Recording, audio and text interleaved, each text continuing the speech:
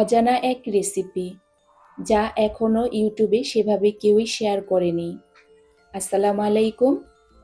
এটা হচ্ছে লাউয়ের বিচির ভর্তার রেসিপি। এখানে আমি প্যানে সরিষার তেল দিয়ে নিয়েছি, আর ভর্তার জন্য একটা বড় সাইজের রসুন আর একটা বড় সাইজের পেঁয়াজ কেটে নিয়েছি। এখন এটা আমি তেলের মধ্যে দিয়ে দিলাম।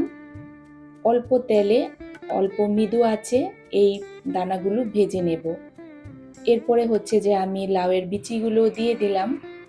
তারপর এটাকে মিক্সড করে কিছুক্ষণ সরা দিয়ে ঢেকে রাখবো। এই লাউয়ের বিচিগুলো অবশ্যই কচি হতে হবে।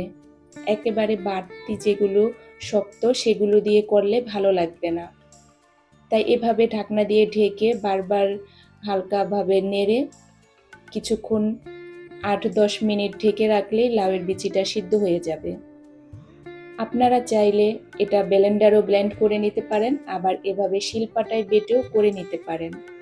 শিলপাটায় বাটার ভর্তা খেতে মজা হয়, তাই আমি শিলপাটায় বেটে করেছি। আপনারা আপনাদের সুবিধা মতো করে নেবেন, আর অবশ্যই একবার হলো এটা ট্রাই করবেন। খেতে খুবই মজা হয়। এটা ভাত, বউয়া ভাত সব কিছু দিয়ে খেতে ভালো লাগে।